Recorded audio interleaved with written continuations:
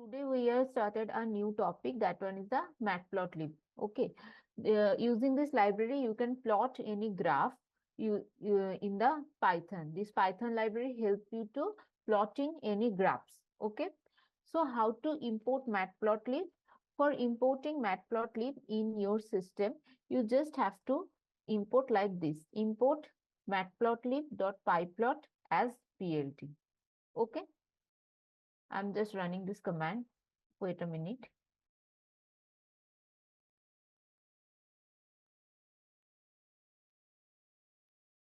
Okay.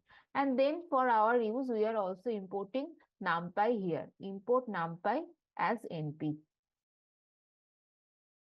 Here we initialize two values of x and y. X value must be within range of 0 to 10.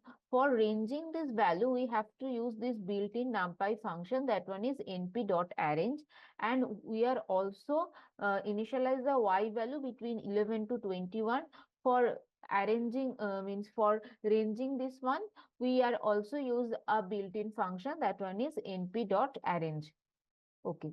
At first we are plotting a scattered graph. Okay.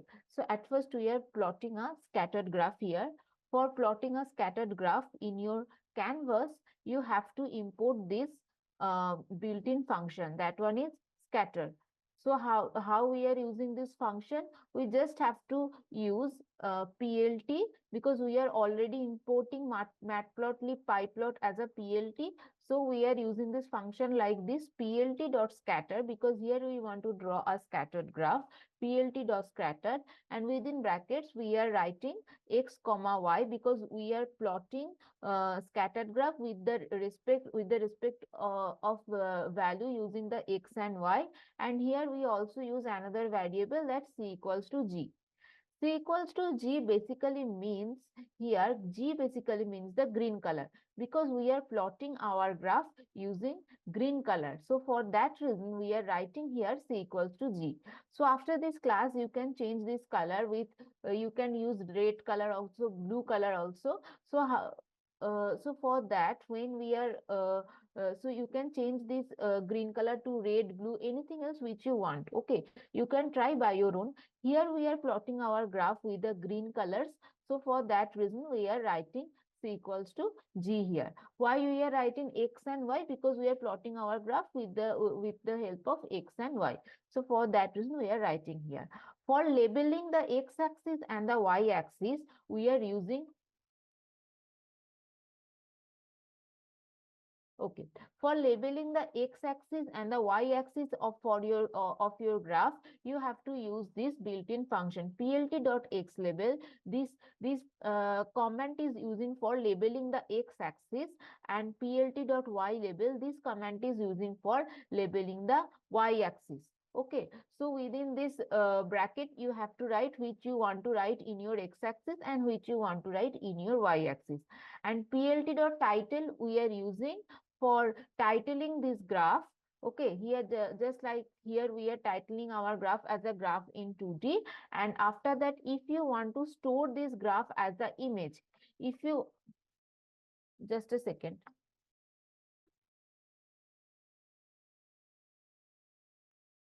If you want to store this graph as an image, then you have to write this function plt.savefig, and within this bracket you have to write test.png. Okay, so in this way you can draw a scattered graph in your system using Python, using Matplotlib library. If anyone have any question up to this, you can ask me in your chat.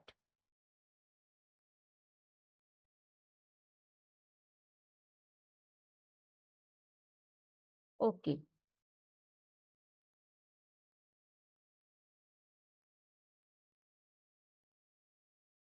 Okay. So if you then second, this one is our first graph we are drawing here. This one is a scattered graph. Okay. Second graph we are running using this equation y equals to x multiplication of x. You can also use any equation for drawing your graph. So we are using this equation here. Okay, so for plotting this equation, you have to write this function plt dot plot, because here we are plotting this equation, no any scattered graph. Okay. Okay, so here we are using the x value and the y value. So we already know what is the x value and the y value. And here we are also using art star. Art star basically means here R is basically stand for the red color, and star is basically a style we are using here for designing our graph. So for that reason we are writing art star. Okay, and this one is a dashed line also we are using here. So for that we are initialize line style equals to dashed, and also we are use another two parameters, that line width equals to 2, that width of the line is 2, and marker size will be 12. Which marker we are using here for drawing this graph, we are fixing that value as a 12. You can also, if you want to change, you can also change these values. The line width, you can also use any number in the line width, and you can try by your own.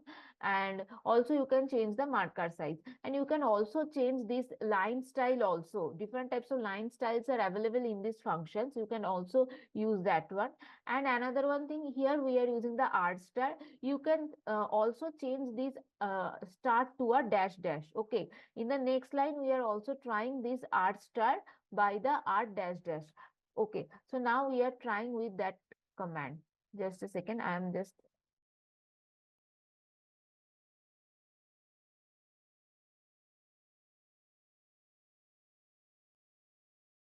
after this, when we are changing the start to a dash dash, our graph will be like this. Okay, so you can try by your own. Okay, and here we also using the same labeling function. For x label we are using this x axis, for y label we are using this y axis, and for title we are using the title here 2D diagram.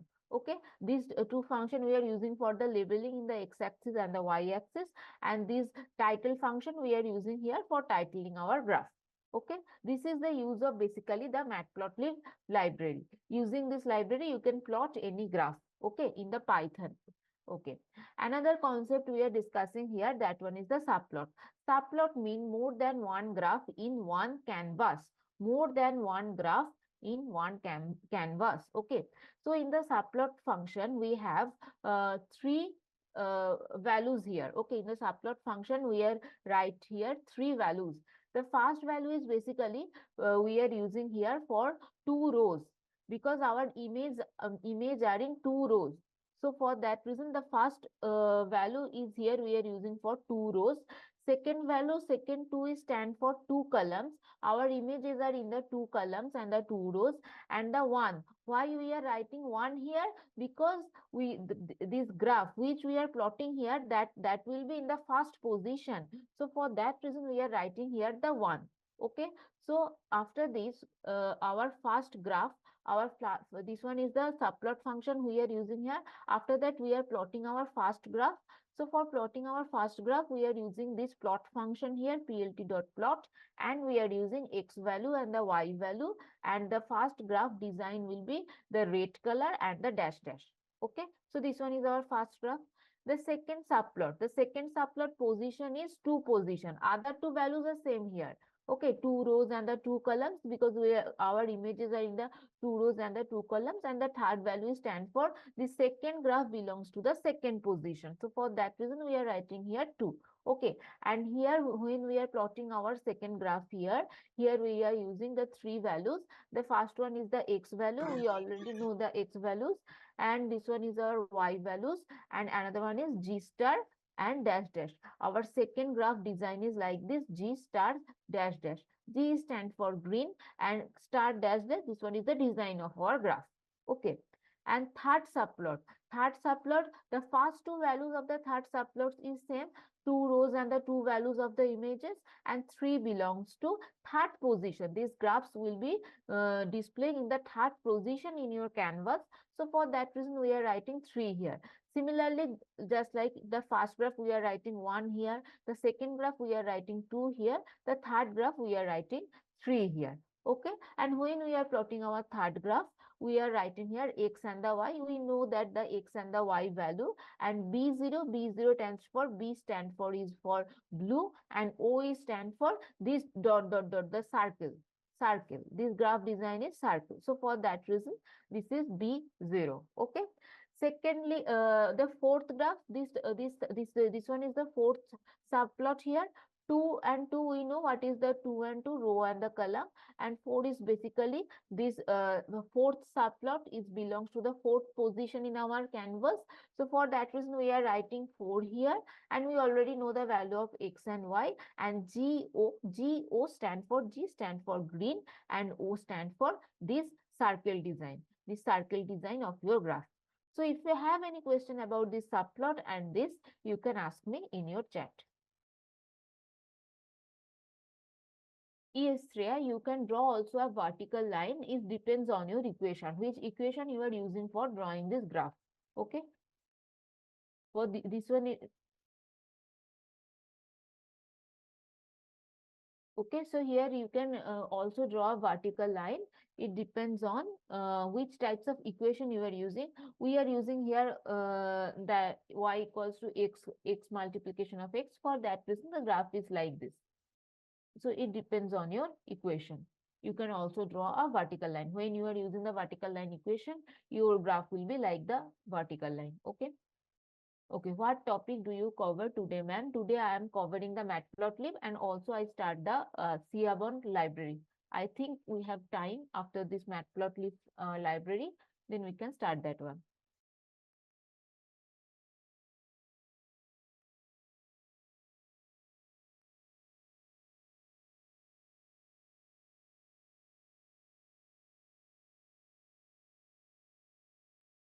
Okay, this one is our third graph. Here we are using a range of the x value equals to np dot arrange. Range of the x will be between 1 to 11, and y equation here we are using 3 into x plus 5. So after using this equation, our graph will be like this. Okay, so for this equation, our graph will be like this. X value is ranging between 1 to 11. For ranging this value 1 to 11, we are using here the one np arrange function.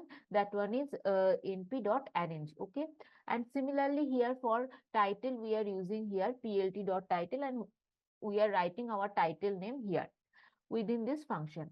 Plt.x label, this one is labeling for the x-axis. Plt.y label, this one is labeling for the y-axis, and this one is, and for plotting our graph, we are writing here this plot function plt.plot x comma y, and plt.show, we are using here another function for showing our for displaying our graph in my campus, for displaying our graph in my canvas. Okay.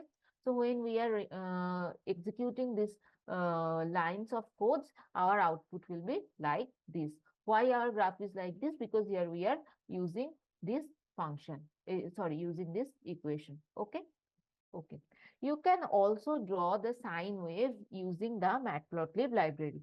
Okay. You can also draw the sine wave using the Matplotlib library. We already know what is the pi.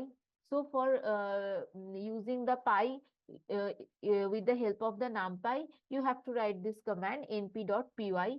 We already know what is the pi, and here our x value is ranging between this. Okay, and our y value is ranging np.sin x. This one is the sine wave equations. We are want to draw a sine wave in our using our matplotlib function. So for that reason, we are using here this function np.sin x, and other functions are similar to the previous codes. That plt.title we are using here for titling our graph, plt.plot we are using here for plotting our graph, and plt.show we are using here for displaying our graph. So using this function, we are here drawing a sine wave in the we are drawing a sine wave in our canvas with the help of Matplotlib library. Okay, you can also draw the sine wave and the cosine wave using this equation. This one is our x ranging between these equations, and y sine, because this np dot we are drawing here one sine wave, and y cos, that one is because we are drawing here also one cosine graph. Okay, we are also drawing more than one graph in one canvas. So for that reason, we are using here the subplot function. Okay, and also we are plotting our sine wave using this design. So for that reason, we are writing here r dash dash. Okay, here we are using x comma y sign because at first we want to draw a sine wave. So for that reason, our first graph is x comma y sine comma r dash dash, and secondly we are drawing a cosine graph. So for that reason, we are using here plot function x comma y cos comma g green green g sorry comma g dash dash, because for using here we are drawing a cosine graph using the green color with this dash dash design. So for that reason, we are writing here g dash dash. So and after that, our graphs is like this. Okay, this one is the sine graph, this one is the cosine graph. So using these equations, you can also draw a sine graph and the cosine graph in your Matplotlib using your Matplotlib library. Okay, okay. Here we are also, if you want to draw a bar plot in the Matplotlib, you can use these types of thing. Here x values are this, because this one is the bar graph. We are drawing a bar graph here. So these are the x values 2, 8, 10. Y, this one is the y values 11, 16, and the 9. This one are the list here. We already know the list. This x values, this is the x values list. This is the y values list here. And another list we are creating here, x2 and the y2. This one is the x2 values list. This one is the y2 values list. Okay, we already know how to create a list. We already discussed that one. We already covered. And here we are drawing a bar graph here. So for that reason, we have to use this function plt dot bar comma x and comma y. Here for the first bar graph, we are using the value of x comma y. For second bar graph, we are using the second values x2 comma y2. Our first bar graph is in the blue color, and our second bar graph is in the green color. So for that reason, we are initialize our bar graph here, color equals to g. Okay, and after that, for titling, we are using here plt dot title, and for x label and the y label, for labeling our graphs, we are using the y-axis and the x-axis, and this x label and the y label function. For showing our graph, we are writing here plt dot show. Okay.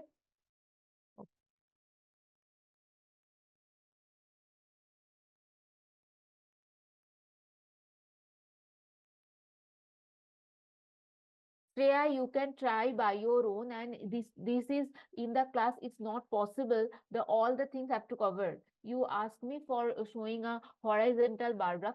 Obviously, it's possible using the value of x and y. If you changing that one, your bar graph style will also change. Okay, you have to try by your own. All these things in the class is not possible cover.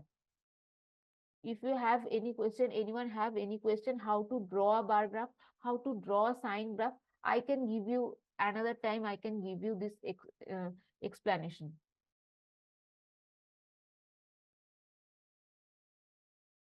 In this course, we have to cover all the modules. We can't try anything else here. You have to try by your own. Otherwise, you can't means learn these things. Anyone have any question about this Matplotlib? We already covered that one. You can also draw the histogram, and you can also can draw the histogram and the box plot using this Matplotlib.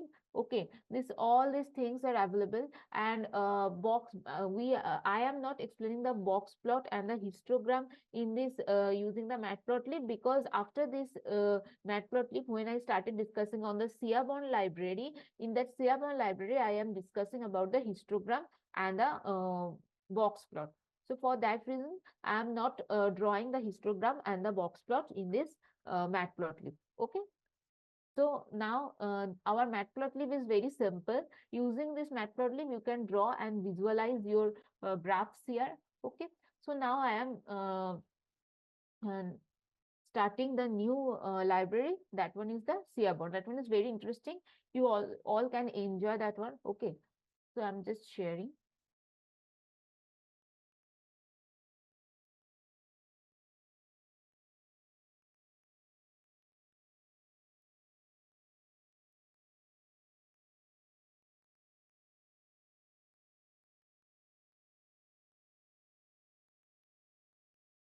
Okay. Okay, this one is another library we are discussing here. That one is the Seaborn library. Okay, why we are using this Seaborn library? That one is our first question. Why we are using this Seaborn library? Okay, so when we are entering in the machine learning and the deep learning field, we first have to we first have to focus on our data set. Okay, when we are entering in the machine learning and the deep learning field, we first have to focus on our data set. Our data set containing two different types of features. That one is the independent features and another one is the dependent features. Suppose F1, F2, F3, F4. Okay. This F1, F2, F3. This one is, if this one is our independent features and this one is our dependent feature. Dependent feature basically means the output features. So when you when you go through in your machine learning course, you have to working on your data set. So basically your data set containing two different types of features. That one is independent features and another one is the dependent features. These dependent features basically means the output features. These features output is basically dependent on these three features. So for that reason, this one is the dependent features and this one is the independent features. For if you have these types of features, you have to means draw a 2D diagram. You have to draw a 2D diagram between these two features. Means how these features are working in your data set. So for that reason, you have to draw a 2D diagram. Suppose you have the two features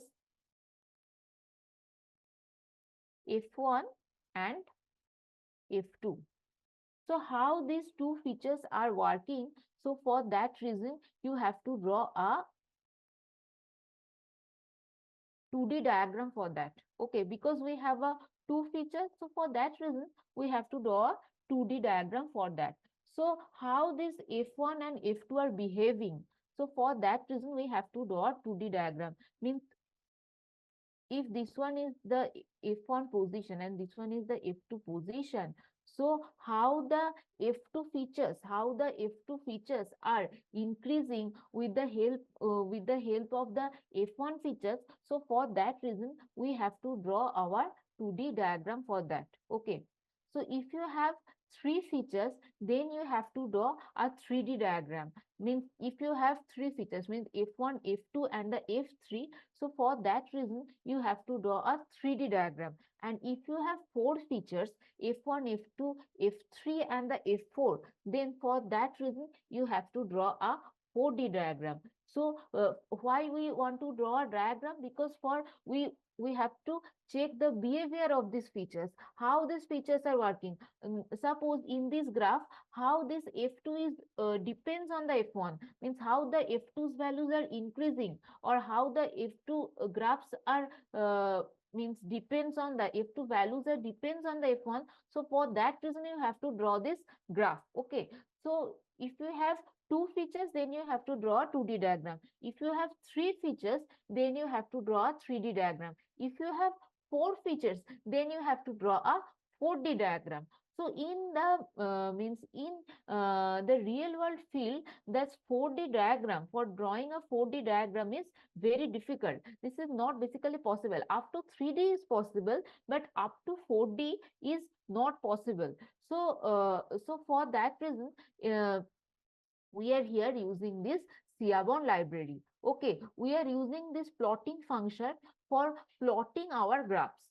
Okay, we are using this plotting function for plotting our graph, for displaying our features behavior. For displaying our features behavior, we have to use these plotting functions. Okay, display plot, join plot, pair plot.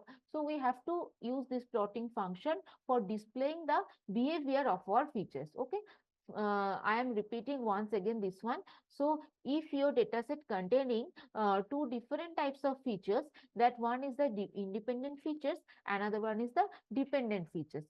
Suppose here F1, F2, F3 is our independent features and F4 here is the dependent features. F4 basically means in the machine learning is the dependent features or the output features. Okay, so this output, F4 output basically depends on these three features. So for that reason, F4 is our dependent features and F1, F2, F3 is our independent features. So when we want to draw a graph between these independent features and the dependent features, you need means when we want to check the behavior of these features, means how the F4 value, this depends on the F1, F2, F3, you have to draw a graph for that. If you have two features F1 and F2, then you have to draw a 2D graph for that, because here we are drawing a 2D graph for this, and this from this graph we can understand how the F2 value was increasing with the depending on the F1 value. So for that reason we have to draw this graph. Okay, so if you have, suppose if you have three features, then you have to draw a 3D graph. Then if you have a four features, then you have to draw a 4D graph. But in the real world field, drawing a 4D graph is not possible. So for that reason, we have to use this Seaborn library. Okay, and using this means, and you have to use also this displot, join plot, pair plot for drawing these 3D and the 4D graphs. Okay, so up to this, if you have any question, you can ask me why we are using this Seaborn library.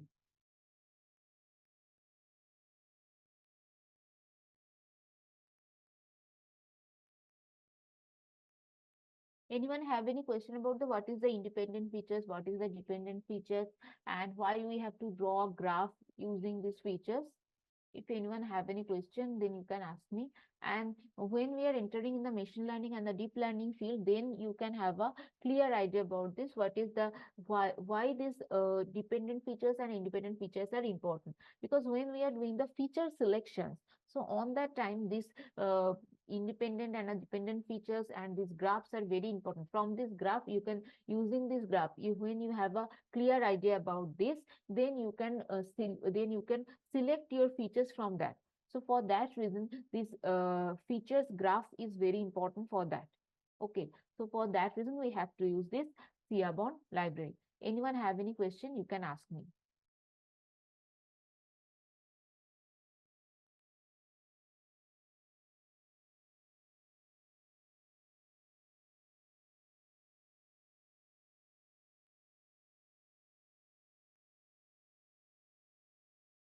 Okay, so here we have to use these three types of plot: displot, join plot, and the pair plot.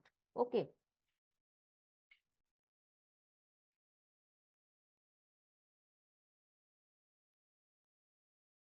Okay.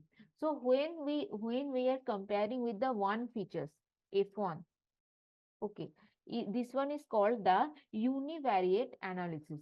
This one is called univariate analysis. Uni.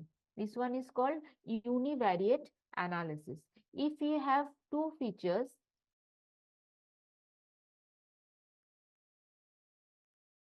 this one is called bivariate analysis. This one is called bivariate analysis. When you have a one features, this one is called the univariate analysis. When you have two features, that analysis is called bivariate analysis. For bivariate analysis, we have to use this join plot function. For bivariate analysis, when we are comparing between the two features, so for bivariate analysis, we have to use this join plot function. For when you have the multiple features, the four features, three features, and the five features, then you have to use this pair plot. Okay, then you have to use this pair plot. So for two features analysis, you have to use this joint plot. That one is also called the bivariate analysis. And if you have the multiple features, if you have multiple features, then you have to use this pair plot. For multiple features analysis, you have to use this pair plot. Okay. So here for using this Seaborn library, you have to import your Seaborn library like this. Import Seaborn as SNS. Import Seaborn as SNS.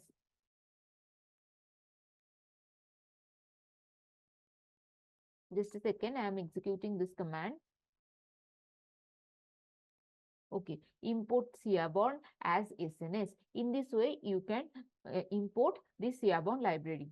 For any loading any data set using this Seaborn library, we are loading here our data set. Using this Seaborn library, we are using this built-in Seaborn function. That one is the load underscore dataset.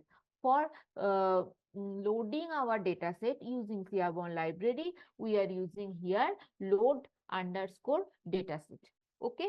And here we already know the data frame. We are loading our data set into this data frame df. We are loading our data set into this data frame. So for that reason, for loading our data set into this data frame, we have to use this function sns dot load underscore data set. Okay.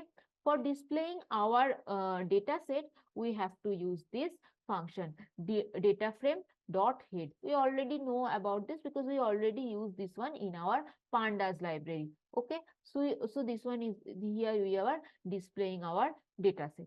This data set is basically one student data set. This basis data set is basically one student data set.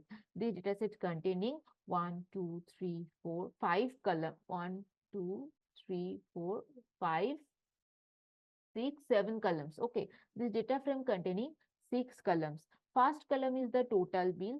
Second column is the tip. Third column is the sex. Fourth column is the smoker. And others column is the day, time, and size. Okay. These are the features of this data set. These are the features of this data set. This one is the student data set. So how we are extracting our data set? For extracting our data set using Seaborn library, we are using this built-in function sns.load underscore dataset. Within this dataset, we are writing here our dataset name. Okay, we are writing here our dataset name. We already know this function also in our data frame df.datatypes. What is the meaning of this? Here we are checking each and every column's data types. Each and every column's data types. For checking each and every column's data types, we are using this command df.datatype. Total bill is a features that data type is float 64. Tip is a features that data type is float 64. This one is another 6 features here that data type is category. Okay, that data type is category. Mocha is also that one, and in the size is only the int. Size is only the int data types. Okay, this is the data types. This is the data types of our data set. This is the data types of our data set. We already know this function in our previous class. Okay, so if you want to calculate the correlation between these features, the correlation means basically the means correlation means the relationship between these features. The relationship between these features means what is the relationship between these TIFF features with the total bill features. Means we all know that if any person is giving means so much TIFF, if his bill is high, then he or she or give the tip also high. Okay, if billing amount is high, then tip amount is also high. This one is the relationship between these two features, total bill and the tip. Okay, this one is the relationship between these two features. So when we are calculating the relationship between these two features, this is basically called the correlation between these two features. This is basically called the correlation between these two features. So here we are here we are calculating the correlation between these three features. That first one is the total bill, second one is the tip, and third features we are here selecting here, that one is the size. We are here selecting that size features. Okay, so we are basically calculating the relationship between these three features: total bill, tip, and size. If our size means number of person is high, means in one group members is high, then their total bill amount will be high, and if the total bill amount will be high, then tip will be high. So this is basically the relationship between these three features. This is basically the relationship between these three features. So here we are selecting these three features.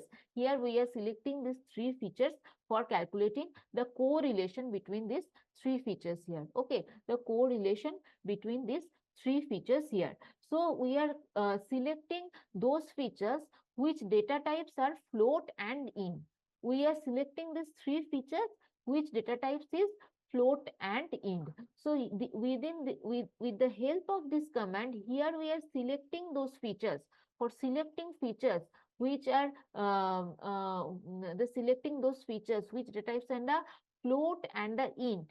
Here we are writing this built-in function select underscore data type. Using this built-in function, we are selecting those features which are containing the float types and the int type data types.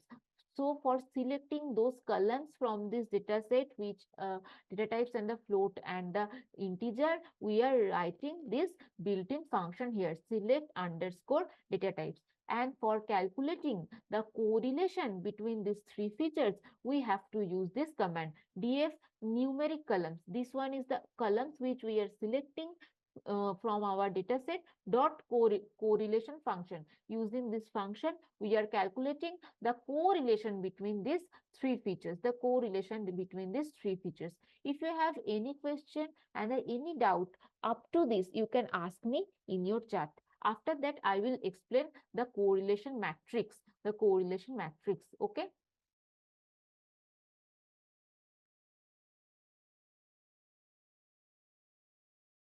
Yeah, means Amit Singh, you are asking me how they impact each other. Okay, so means this one is the means common sense is that if any person is giving the high bill, obviously they pay the high tip to the restaurant. Okay, if any person giving the high bill, obviously they give the high tip to the restaurant. Okay, this relationship we are using this correlation functions. Yes, I am also explaining that one, how to choose which one to use. Okay, obviously I'll explain that one. So basically how they are impact each other, we can basically know from this our correlation matrix, which I'm not taught, means I'm just sharing. So from this matrix, you can understand how these features are basically correlation to each other. These values basically represent how these features are correlation to each other. Okay. So from these values, you can understand. I will explain that one. Just a second. And how to choose which one to use. Here we are choosing the means you can also calculate the correlation between, you can also calculate the correlation between also these features also, sex, smoker, daytime. You can also use these features also, but here for an example I am selecting these three features, which features are float and the integer. For an example I am selecting these three features, when we can also use other features also. Okay, you can also calculating the correlation between any features of this data set. There is no mandatory that you have to select these features or these features. Okay, you can calculate the correlation between all the features. That function that today I am selecting these three features. For an example, I am writing here using these three features for calculating the correlation matrix, but you can also use any features for calculating your correlation matrix. In the next class, I will discuss about the how to calculate the correlation between these other features which are available in our data set. You can also use that feature. There is no mandatory that you have to select these features.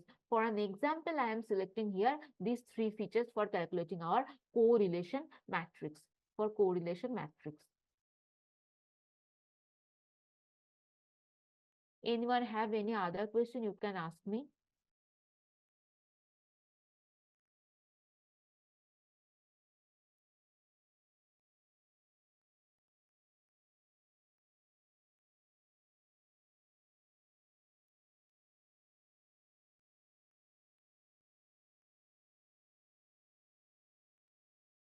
Clear, ma'am.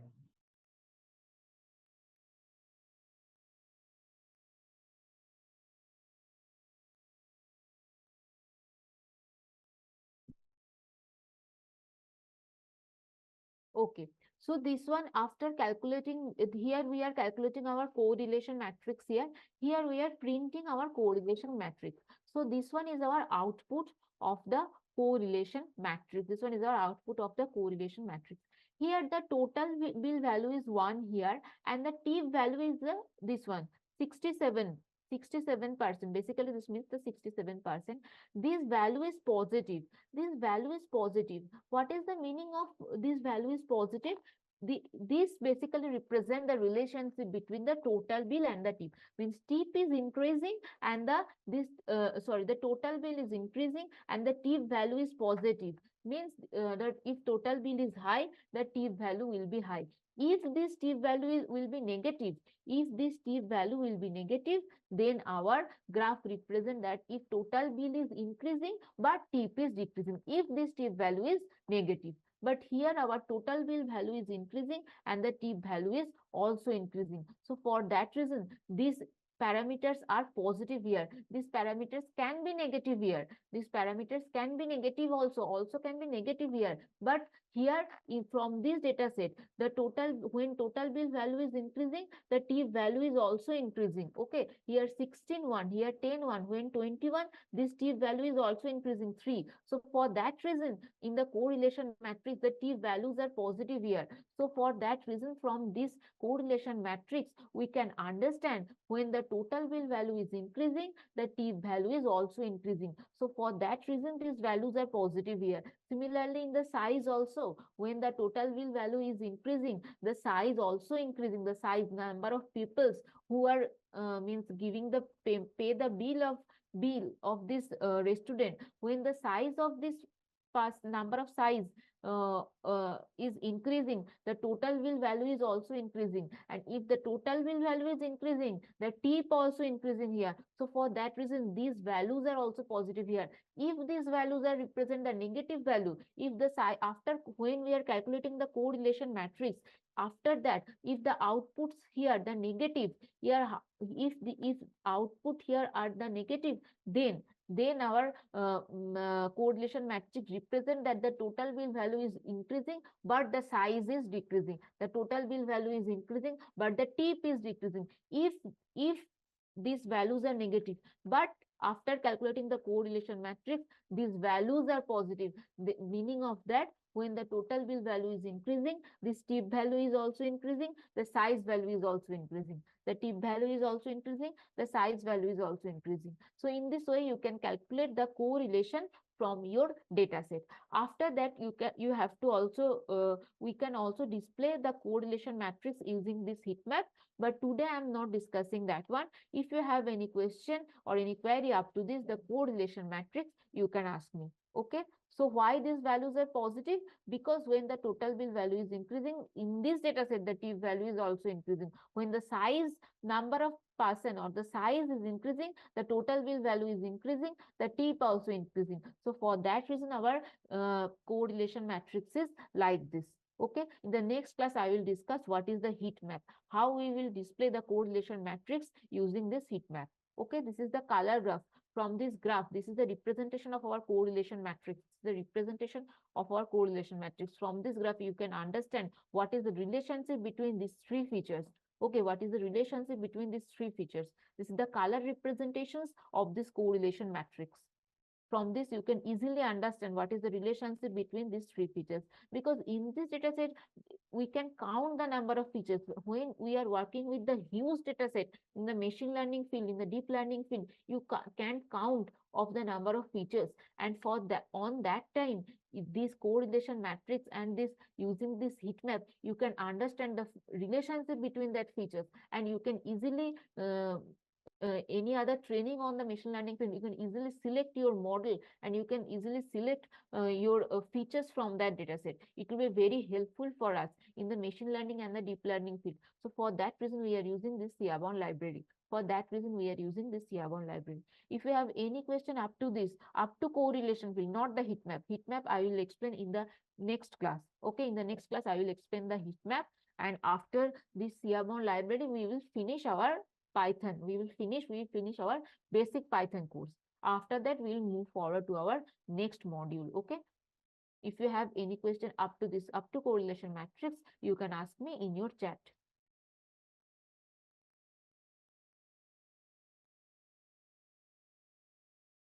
You can try by your own using the Matplotlib library. Okay, so you can try to draw the graph using the Matplotlib library. When these videos are available in the YouTube, from that YouTube you can type and you can create your own Google Colab, and you can try by your own, and you can change the color of the graph, the design of the graph, which means and the value of the x and y. So from that you can easily understand and learn how to use the Matplotlib library.